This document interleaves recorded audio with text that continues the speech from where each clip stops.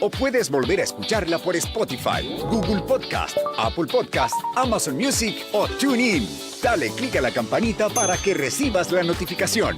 Este día, en el Corre Corre de la Mañana, le damos la bienvenida a... ¿Quién nos acompaña? Diana Verónica, tenemos ratos de no conversar con él. Tenemos algunos días de no conversar con él, lo hacemos vía Zoom y le damos la bienvenida al doctor Alfonso Rosales, salubrista y especialista en enfermedades tropicales. Normalmente el doctor Rosales nos saluda y nos dice desde Cuco para el mundo. Ahora, doctor, no sé a dónde está porque lo veo hasta con traje. Allá de estar, solo quiere tener los chores allá abajo. ¿O solo es de arriba, doctor? Solo es de arriba. ¿Y cuál es el look del short? Eso lo dejamos para otro programa. Vaya, pues vaya. Buenos días. Buenos días. Buenos días, Verónica y Tony, y muchas gracias por la invitación. Sí, doctor, hay muchas cosas que están pasando desde el punto de vista de la salud en nuestro país. Aquí estábamos comentando con Diana Verónica, que va desde temas políticos, colegio médico. O políticas de salud, ¿verdad? O de las políticas de salud, sí, o cosas que pasan ahí con el gremio médico. Exacto. Hasta yo le decía a Diana Verónica que ella me lo decía también, el COVID está nuevamente está dando, doctor. Despuntando. ¿Qué ha oído, doctor? Bueno, recordemos, ¿verdad?, que el COVID es una enfermedad que se va a mantener con nosotros y que vamos a experimentar brotes ocasionales por el resto de nuestra existencia, Tony. Es una enfermedad que ya pasa a ser una enfermedad de las cuales nosotros vamos a tener que lidiar por el resto de nuestra, yo creo, historia de la humanidad, ¿verdad? Así como la gripe. Recordemos que solamente una enfermedad viral ha sido posible de que se controle completamente, ¿verdad?, la viruela, pero ninguna otra más de las miles de enfermedades virales de las cuales sufrimos el género humano. Y todo esto salió, doctor, porque comentábamos que el fin de semana hemos conocido personas que nos dicen que han estado con enfermedad respiratoria, se han ido a hacer la prueba y han salido positivas.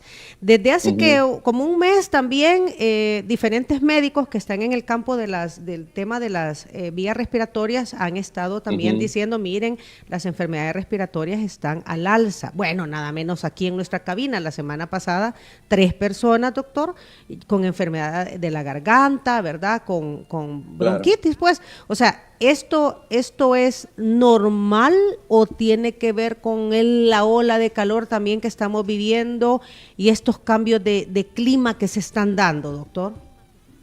Mire, el clima, los cambios de clima siempre van a afectar nuestro organismo, ¿verdad? Y el sistema respiratorio no se queda atrás, también puede ser afectado. Dependiendo de si es frío o si es calor, así va a ser la afectación del sistema respiratorio. Y también hay que tomar en consideración la circulación de los virus, ¿verdad? En época de calor puede funcionar de 2 maneras. Una, disminuye la transmisión de las enfermedades virales y es que nosotros tenemos la tendencia a salir afuera.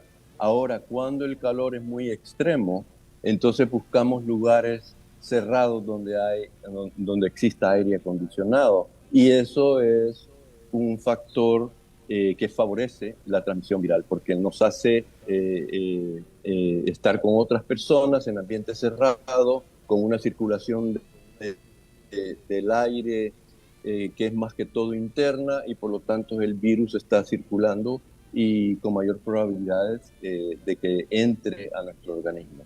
Entonces puede funcionar de las 2 maneras, pero definitivamente los cambios ambientales, la temperatura del medio ambiente incide en el aumento de enfermedades como lo son las enfermedades respiratorias. También conocimos una investigación reciente la semana pasada, la prensa gráfica develó que El Salvador sufrió 15.956 muertes relacionadas con COVID-19 entre marzo del 2020 y enero del 2023. Pero en público el Ministerio de Salud solo reconoció 4.299 fallecidos. Entonces la nota decía, al país le escondieron las cifras reales del COVID. Sí, mire, esto se venía diciendo desde hace mucho tiempo. Lo que pasa es que no se tenían los datos específicos, pero sí habían publicaciones, incluso publicaciones en revistas científicas internacionales, donde El Salvador era uno de los países, porque no es el único, era uno de los países donde se decía que había habido una subestimación en el número de muertes y por tanto en el número de casos, ¿verdad? Porque esto va relacionado con el número de casos.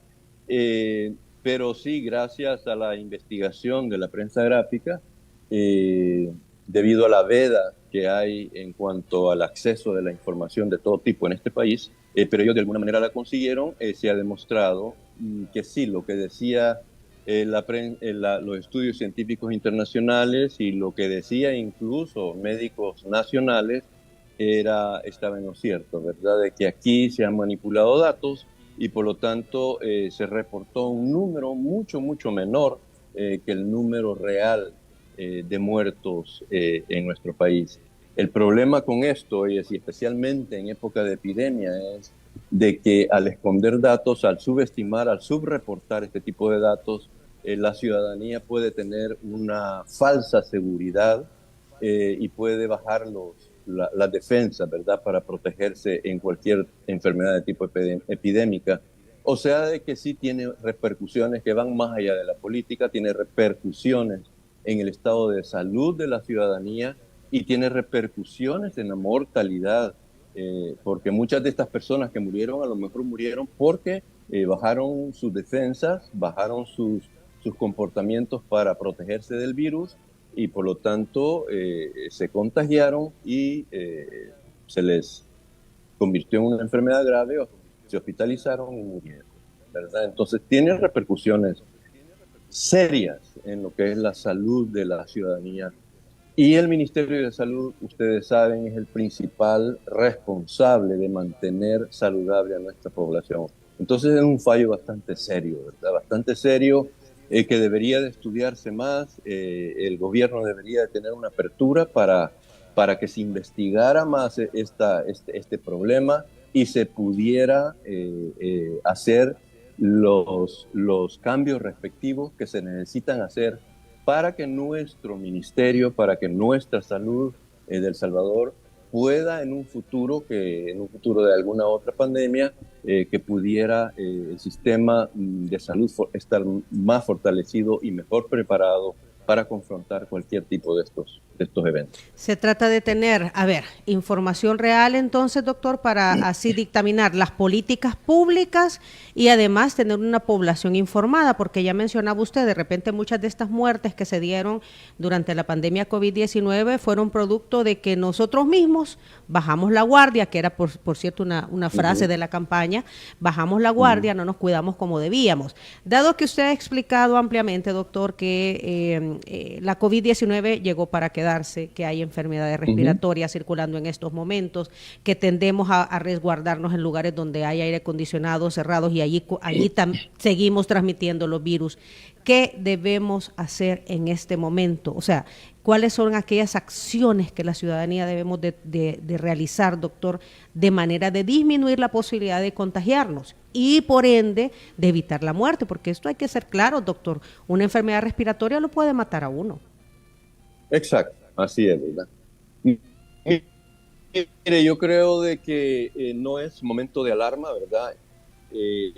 El COVID, como todos hemos sabido, ha disminuido su tanto mucho más leve con la que iniciamos, pero en aquellas personas que tienen problemas de enfermedad crónica, aquellas personas de edad avanzada, sí el riesgo es mayor de que una enfermedad como el COVID o como la influenza, como la simple gripe, se pueda complicar y nos pueda llevar a la necesidad de hospitalizarnos e incluso a la muerte, ¿verdad? Entonces, yo creo de que aquellas personas que saben que tienen un alto riesgo para que una enfermedad respiratoria se nos vaya a complicar, que tomen precauciones adicionales, ¿verdad? Si van a estar en un ambiente con ventilación cerrada, donde haya una alta densidad de personas que se protejan, ¿verdad? Y la mejor manera es la utilización de la mascarilla y estarse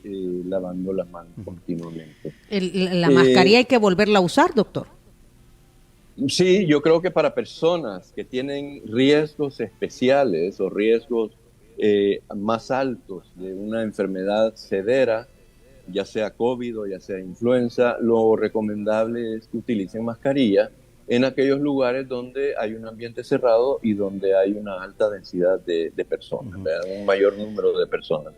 Esas son las recomendaciones que yo creo que serían pertinentes para aquellas personas que tienen alto riesgo de poder tener una enfermedad respiratoria complicada.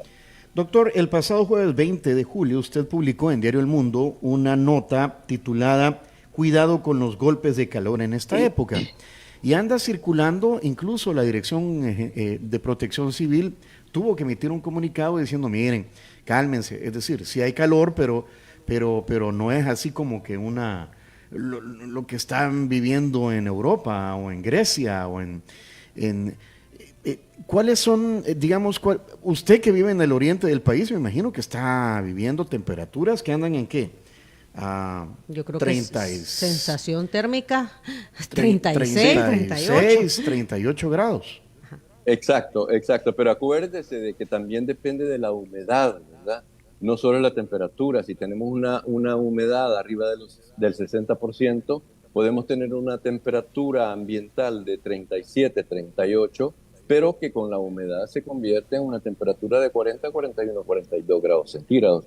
Entonces, para este golpe de calor no solo hay que incluir la temperatura ambiental, sino también los niveles de humedad y también el viento, ¿verdad? Si no hay viento, eso también afecta y aumenta la temperatura ambiental y la temperatura que nosotros estamos biológicamente capacitados para soportar. ¿Cuál es la temperatura máxima que puede soportar nuestro cuerpo, doctor?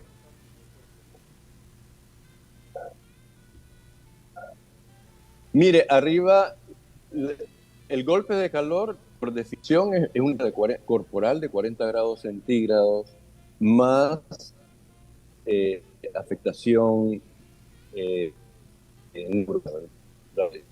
nuestra conciencia, porque el calor. Para el golpe de calor nosotros lo podemos empezar a sentir cuando las temperaturas en relación con la humedad empiezan a subir arriba una temperatura ambiental de 43 grados centígrados, y nosotros estamos al exterior, ya empieza a haber daño orgánico, daño de nuestros órganos. Y se dice que una temperatura de 60 grados centígrados nosotros únicamente podríamos soportarla en el exterior por 10 minutos. ¿Verdad? Después de 10 minutos estamos muertos, a una temperatura alrededor de los 60 grados centígrados.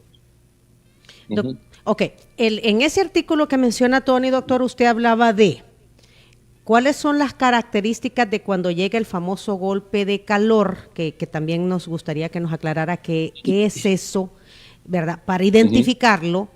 Y segundo, usted hablaba de lo que debemos hacer, doctor. Y yo creo que ante la situación en estos momentos de un calor fuerte que estamos viviendo es importante identificar, ¿verdad? ¿Qué es lo cuál es el golpe de calor? Y segundo, ¿qué debemos hacer? ¿O cómo evitamos, doctor, llegar a ese golpe de calor? Correcto. Entonces, mire,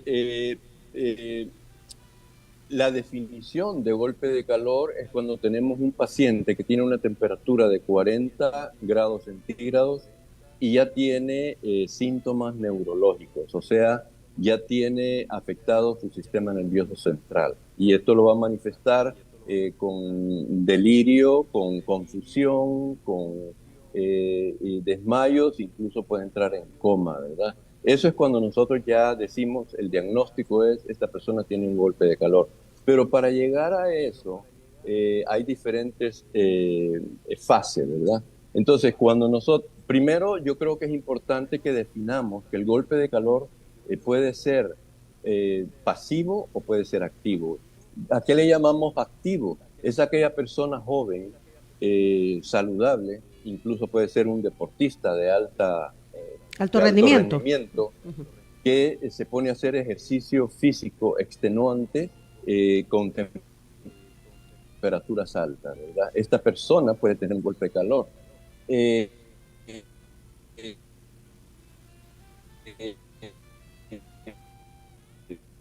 los personas que trabajan afuera, albañiles, personas que trabajan en agricultura, todas estas personas pueden ser personas jóvenes, pueden ser personas saludables, pueden ser personas que su mecanismo de termorregulación es completamente normal, pero debido al que están haciendo ejercicio físico bajo condiciones de altas temperaturas, su sistema de termorregulación, el sistema que nosotros tenemos para termorregular nuestra temperatura, falla. Este es el golpe de calor activo, pero hay un golpe de calor pasivo, que es aquellas personas que no están haciendo ejercicio, ¿verdad? Sino que simplemente están en el exterior o están en el interior de su vivienda, pero la temperatura empieza a subir a niveles extremos. Estas personas tienen sus mecanismos de termorregulación afectados, y estas personas por lo regular son o niños muy pequeños o personas adultas mayores, arriba de los 60, 65 años. Pero también pueden ser personas jóvenes que tengan enfermedades crónicas. Por ejemplo, personas que están tomando antihipertensivos. Estas personas tienen un riesgo adicional para tener el golpe de calor. Personas que están deprimidas y están tomando antidepresivos también.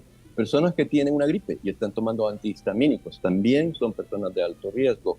Personas que tienen una enfermedad gastrointestinal, diarrea, vómitos, también tienen especial riesgo para sufrir un golpe de calor. Entonces son personas que no están haciendo ejercicio, pero que tienen algunas condiciones, factores de riesgo para tener condiciones para tener un golpe de calor. Y entonces, ¿qué debemos hacer, doctor? Ya lo mencionaba usted, quiénes están en riesgo, cómo lo podemos identificar, de si usted puede haber pérdida de conocimiento, etcétera, etcétera. ¿Qué hacemos, doctor? Mire, cuando estamos empezando en el proceso, que es lo primero que nosotros vamos a sentir son calambres musculares, por ejemplo, o dolor muscular. Eso, si estamos afuera, lo primero que tenemos que hacer es buscar una sombra, buscar un lugar donde la temperatura esté más baja, e hidratarnos, ¿ya? Con eso vamos a prevenir que la enfermedad siga progresando. Luego el siguiente paso sería ya que nos empezamos a sentir agotados, súper cansados. Eso ya es que vamos hacia una fase más progresiva del golpe de calor. Entonces ahí sí ya tenemos que empezar a tener cuidado y tenemos que buscar, porque ahí por lo general ya nuestra temperatura está llegando a los 40 grados centígrados, entonces tenemos que buscar cómo disminuir esa temperatura lo más rápido posible, porque esto depende también del tiempo en que nosotros tengamos esta falla en la termorregulación, ¿verdad?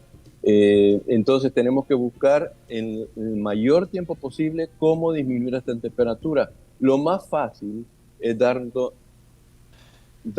dándonos un baño, ¿verdad? Un baño con agua helada, y si tenemos un ventilador cerca, después de que nos demos el baño, nos ponemos el ventilador. Eso va a tener un efecto que nos va a disminuir la temperatura rápidamente y luego podemos continuar con lo que es la hidratación. Ahora, si llegamos a la tercera fase, que ya es en sí el golpe de calor, ya es una persona que ya empieza a tener fallas o afectación de su sistema neurológico. Entonces esta persona ya empieza a tener cambios de conducta, cambios de conciencia, ¿verdad? Es una persona que puede empezar a delirar, es una persona que puede sentirse ofuscada, desorientada, o puede entrar en coma, puede desmayarse, ¿verdad? A esta persona hay que disminuirle la temperatura lo más rápido posible. Entonces, esta persona, lo primero que hay que hacer es disminuirle su temperatura antes de transportarlo al hospital o a una clínica donde van a seguirle dando su tratamiento, porque esta persona ya tiene compromiso orgánico, ya tiene compromiso de sus órganos. Entonces, lo primero que hay que hacer es tratar de disminuirle la temperatura en forma aguda, y para eso lo que se recomienda es una inmersión. Inmersión quiere decir de que lo metamos en una piscina, lo metamos en una tina, si es posible ponerle hielo, a modo de que esta temperatura se disminuya en una forma rápida, en una forma que no puede llegar a más de 30 minutos. En 30 minutos le tenemos que tener una temperatura abajo de los 38.5 y luego lo llevamos al hospital, ¿verdad? Pero esas son las medidas urgentes que hay que tomar cuando vemos que un familiar o que una persona está teniendo un problema de golpe de calor. Lo que más me llamó la atención de ese artículo, doctor, es el daño en los órganos que puede provocar esto y que es irreversible. Así es, ¿verdad? Los órganos que son más sensibles a un golpe de calor son el hígado y el sistema nervioso central. Entonces son órganos especialmente sensibles que pueden tener daño irreversible. Incluso se dice de que personas que han sufrido un golpe de calor, en un 20% pueden tener problemas crónicos ya de por vida debido a su daño que han tenido en los órganos. Pero también recordemos que puede afectar el sistema cardiovascular, puede afectar el sistema digestivo, son también, y los músculos, ¿verdad? Hay una destrucción de la célula muscular que afecta también al riñón, y por eso es que estábamos hablando antes de que en nuestro país tenemos una epidemia de insuficiencia renal, ¿verdad?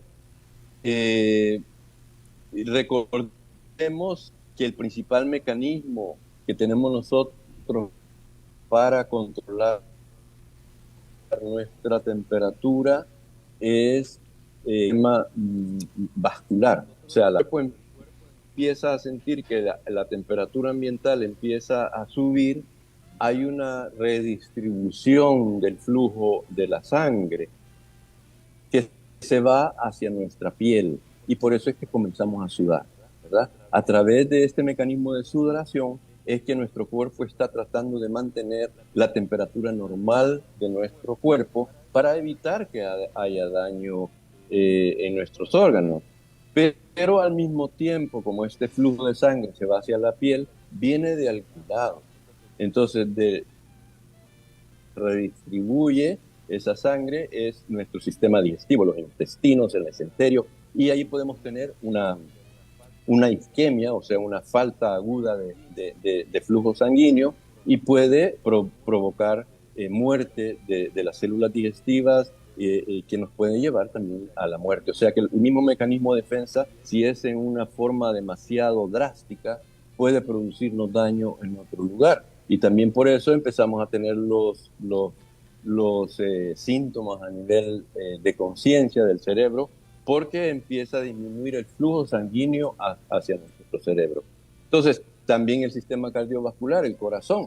Recordemos de que aquellas personas que tienen, por ejemplo, problemas cardíacos, problemas con su sistema cardiovascular, son personas que tienen mayor riesgo de sufrir infartos en el proceso de un golpe de calor, ¿verdad? Porque como hay esta redistribución del flujo sanguíneo, entonces uno suda, uno se deshidrata, disminuye la cantidad de sangre que tenemos en el cuerpo y hay mayor chance de que formemos trombos, y por lo tanto estos trombos nos pueden producir infartos en el miocardio, infartos del corazón y morir de un infarto, ¿verdad? Debido a las altas temperaturas que tenemos en el ambiente.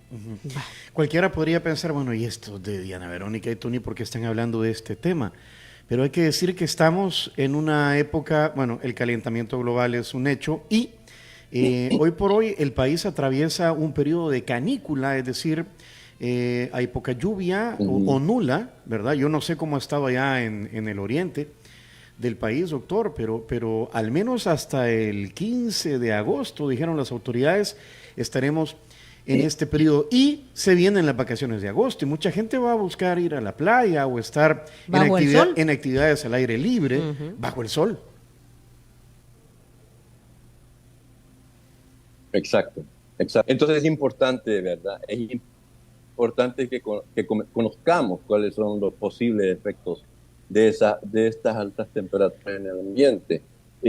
Uno de los principales problemas del golpe de calor y de la muerte por golpe de calor es la falta de concientización que existe en la sociedad sobre los peligros que tenemos cuando hay altas temperaturas. Recordemos que nuestro país es un país cálido, que ahora está en una época bastante seria de aumento de temperatura. Aquí en el oriente hemos estado con temperaturas entre los 36 y 37 grados, pero por ejemplo en la costa, ¿verdad? Pero en San Miguel ha llegado la temperatura a los 40 grados centígrados. Entonces esa ya es una temperatura peligrosísima. Además de que influye la humedad que hay en el ambiente. Aquí en la costa, por ejemplo, con una temperatura de 37 o 36 grados centígrados, cuando tenemos una humedad mayor del 60%, esta temperatura se traduce en que llega casi a los 40 grados centígrados. También es una temperatura ya crítica para que personas que tengan, por ejemplo, enfermedades crónicas como las que ya mencionaba, tuvieran alto riesgo de sufrir un golpe de calor y de tener que ser hospitalizadas o de fallecer, ¿verdad?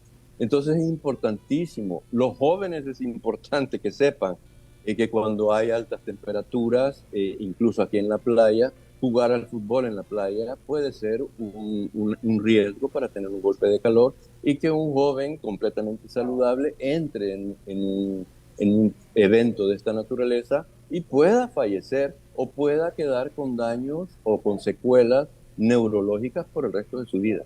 No hay que atenernos, es lo que usted nos dice, doctor, ¿verdad? La edad también, el hecho que estemos jóvenes, bueno, los que están jóvenes, perdón, no deben de atenerse, ¿verdad? De que esto no le puede pasar a ellos.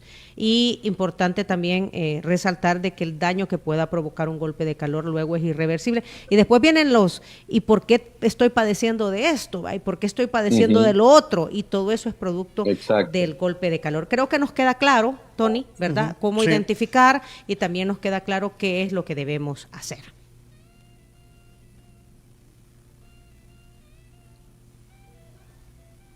Uy, doctor.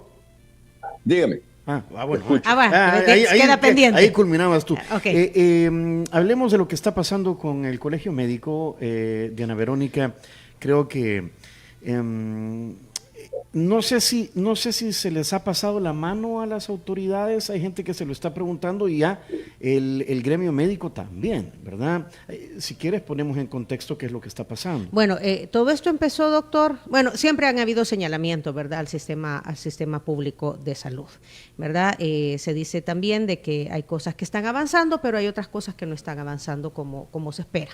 El cambio que se necesita en el sistema de salud es drástico. El otro día, ante la tragedia que sucediera en el Estadio Cuscatlán, pues 2 médicos o 2 estudiantes de medicina que están haciendo sus rotativos a raíz de unas publicaciones en la cuenta de Twitter. Pues que pudieron haber sido desafortunadas. Exacto, no hubo tacto, ¿verdad? Al respecto, pues fueron suspendidas de sus cargos momentáneamente, se dijo que se les iba a seguir el debido proceso, pero ha pasado el tiempo y como que no han sido restituidas en su labor. Y ante esto, pues se vino una especie de protesta, podríamos decir, ¿verdad?, de compañeros del Hospital Nacional Rosales, y ante eso también estas personas han sido suspendidas. Ya el Colegio Médico ha salido a hablar de que se necesita diálogo al respecto. Conversamos aquí hace, una semana con el presidente del Colegio Médico, el doctor Roberto Montoya, y él decía que no ha habido apertura al diálogo. A esto se le agrega, doctor, y tal vez usted tiene mayor información sobre esta supuesta mala praxis de un médico en el hospital de San Juan de Dios, ¿sí? De San Miguel, San Miguel, ¿verdad? De que una señora embarazada pues falleció y aparentemente hubo una mala praxis, pero el colegio médico, los ginecólogos, el grupo de ginecólogos y obstetras están pidiendo el debido proceso. Una investigación exhaustiva, no declarar culpable a alguien, nadie lo ha declarado culpable, sino que, ¿verdad?, ha sido detenido, este médico ha sido detenido por la policía, y se están pidiendo que se hagan las investigaciones pertinentes, porque usted como médico lo sabe, o sea, hay situaciones, ¿verdad?, que también ustedes no son Dios, ¿verdad?, sino que muchas cosas pueden suceder. Y toda cirugía, eso a nosotros los médicos nos lo han dicho, sacarte una muela no se sabe lo que pueda pasar, ¿verdad? Toda cirugía tiene un riesgo, doctor. ¿Qué piensa al respecto? ¿Cuál es su posición? Mire, con respecto a, por ejemplo, en general yo creo de que el gremio médico ahorita se siente atacado, ¿verdad? Se siente atacado por las diferentes medidas que se han estado tomando. Independientemente de si son justificables o no, yo creo de que el problema es de que se han tomado de una manera demasiado compulsiva, ¿entienden? No se ha permitido de que las personas afectadas expliquen o se defiendan, no se ha investigado adecuadamente que lo que pasó a tener deducciones o conclusiones. Es un problema que yo creo que no solo es con el gremio médico, sino que estamos viendo del gobierno que se está haciendo habitual, ¿verdad? Y entonces yo creo que el gremio médico por eso se siente un poquito vulnerable y afectado. Recordemos de que errores, somos humanos, el médico no es Dios, es una persona humana como usted y como yo, y cuando hay un procedimiento quirúrgico, siempre existe la probabilidad que existan complicaciones y esas complicaciones pueden tener un efecto fatal, ¿verdad? Ahora, el que haya o no un error, el que se haya hecho un procedimiento que no haya sido el más adecuado y que haya incidido en la muerte de la persona, eso no se puede tomar hacia la ligera. Tiene que haber una investigación realizada por médicos expertos en eso, ¿verdad? Porque no cualquier médico puede realizar ese tipo de investigación, sino que en el caso que estamos hablando, que es un procedimiento obstétrico, tendría que ser los ginecólogos y obstetras expertos que tendrían que estudiar el caso y decidir si hubo un procedimiento inadecuado, qué tanta responsabilidad hay del médico y de su equipo en la muerte de esta persona.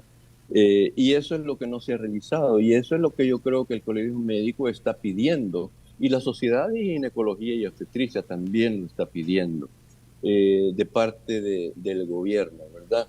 Porque yo creo de que no solo ha sido el hecho de que el Ministerio de Salud y la Fiscalía General estén tratando de llevar justicia, sino que se han aprovechado o están utilizando este problema, este evento, como una iniciativa de marketing, ¿verdad? O sea, exhibir así a nuestro colega, yo creo que a todos nosotros nos hace sentir un poco incómodos. Con respecto a las estudiantes de medicina, casi colegas, yo creo, mire, yo he reflexionado sobre esto y yo lo que hubiera, como hubiera procedido es de que en efecto, ¿verdad? El comportamiento de las colegas no fue el más adecuado.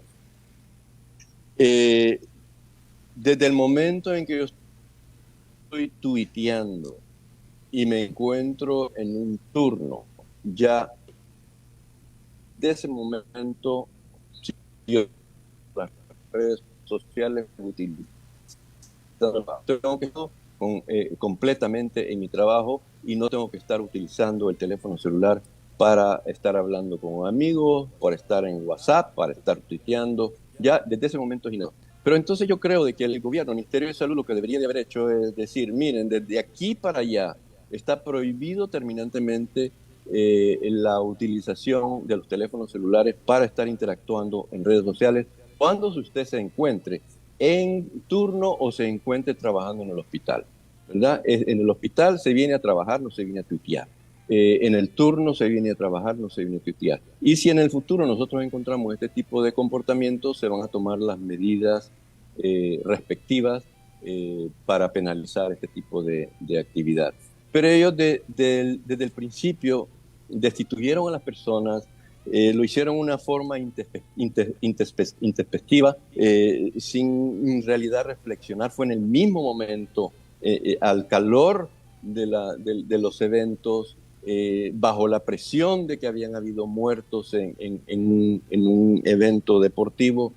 Entonces yo creo que fue demasiado intempestivo ese tipo de actitud, esa normativa que ha tenido el Ministerio de Salud, y creo que lo debieron de haber rectificado, ¿verdad? Porque están truncando la carrera de 2 personas. Nuestro país tiene un déficit de médicos. Nosotros no tenemos médicos de sobra. Tenemos un 20% de déficit de médicos y tenemos un 60% de déficit de enfermeras. El Ministerio de Salud debería, en vez de estar echando a la gente, debería de estar viendo cómo los incorpora y cómo promueve que la juventud se interese por las carreras de medicina y de enfermería. Si yo fuera joven en este momento, yo pensaría 2 veces en meterme a estudiar medicina, si voy a estar sujeto vulnerable a irme a la cárcel porque cometí un error. Todos somos humanos, todos cometemos errores. Hay que tener un poquito de tacto, ¿verdad? Las autoridades del Ministerio de Salud tienen que tener más tacto en cómo se manejan este tipo de problemas. Ante toda esta situación, doctor, ayer el cardenal Gregorio Rosa Chávez llamó a un diálogo, que era un momento para diálogo entre los gremios, ¿verdad? En este caso médico y el gobierno, el Estado, el órgano ejecutivo, ¿verdad? Para que esto no siga y en realidad llegar a acuerdos, a puntos coincidentes que beneficien la salud del pueblo salvadoreño, porque el fin último es ese, ¿no? Mejorar la salud. ¿Qué piensa usted al respecto? Claro. Totalmente de acuerdo, ¿verdad? Yo creo que es necesario un diálogo urgente. Es urgente que exista un diálogo, que exista mayor apertura del gobierno, que exista mayor transparencia, conocimiento técnico, ¿verdad? Adecuado. Esto yo también lo pedí durante la epidemia, durante esta pandemia, y yo creo que se hubieran evitado bastantes muertes si se hubiera permitido, o si el Ministerio de Salud hubiera tenido una apertura más efectiva y la participación de personal técnico con conocimientos bastante adecuados sobre el manejo de este tipo de problemas. Yo creo que en este momento también hay necesidad de que los líderes gubernamentales inviten a la mesa a la sociedad civil, al gremio médico, para que se discuta este tipo de problemas y cómo se pueden resolver en una mejor manera, en la que se proteja a la población, pero también se proteja al gremio médico. Yo creo que los ataques que en estos momentos están sufriendo nuestros colegas no son justificables. Sí, porque el Colegio Médico nos consta que el doctor Roberto Montoya ha venido pues haciendo el llamado de acercamientos, de sentarse, de platicar, de intercambiar ideas, pues, pero dice, según lo que nos dijo en la última entrevista, pues no ha habido esa apertura. Y ya tiene más de un año siendo el presidente. El lenguaje del Colegio Médico como institución se está elevando, ya hablaron de terrorismo desde el Estado para con el gremio. Él acaba de dar declaraciones en Canal 21, en Diálogo 21. El presidente del Colegio Médico dice que a través del Ministerio de Salud, dice, se está buscando sembrar miedo en el gremio médico al dejarlo sin trabajo. El problema se está extendiendo porque el sector salud, no solo el gremio médico, se siente afectado porque le están imponiendo medidas que no son justas. Algunas de las declaraciones, no hay ninguna causa para separarlos de sus trabajos, la única causa es que han demostrado solidaridad, refiriéndose a los médicos que el día viernes, ¿verdad? Estaban acuerpando a los dos médicos que no han regresado a sus trabajos.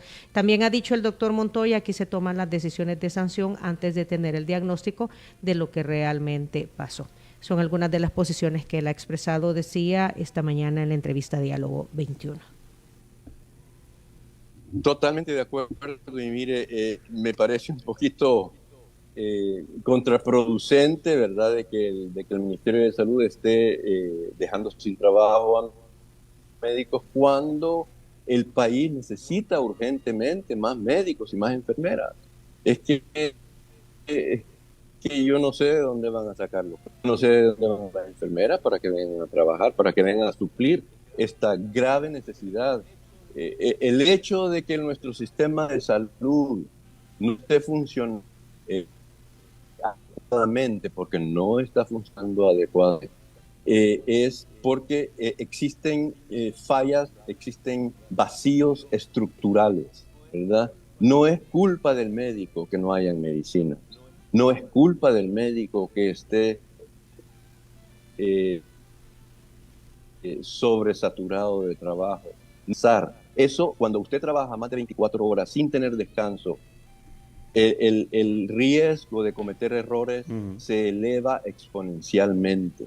O sea, siempre como humanos estamos con el riesgo de cometer errores. Pero si tenemos a una población de médicos trabajando más de 24 horas sin parar, los errores, las complicaciones se van a duplicar, se van a triplicar. Yo no sé cuánto tiempo había estado trabajando este doctor ahí en el hospital, pero eso sería un factor a analizar del cual no estamos hablando. Si esa persona ya tenía más de 24 horas de estar trabajando sin parar, el riesgo de cometer errores se eleva exponencialmente y eso está documentado científicamente. Y para agravar más la situación, estamos despidiendo personal médico. ¿A dónde vamos a parar con el sistema de salud en este país? ¿A dónde vamos a parar?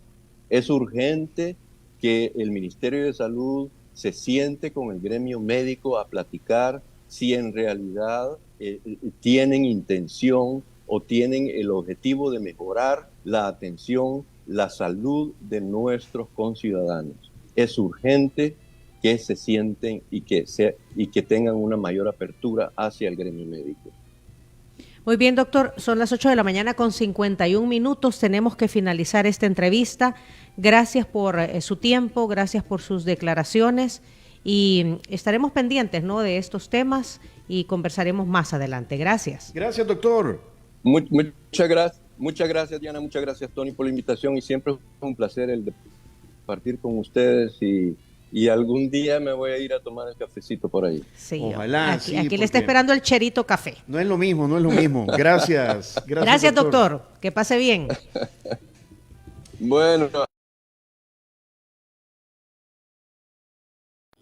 Si quieres volver a escuchar esta entrevista, ingresa a 360podcast.sb, el primer hub de podcasteros salvadoreños. Sigue a Diana Verónica y Tony la entrevista en Spotify, Google Podcast, Apple Podcast, Amazon Music o TuneIn.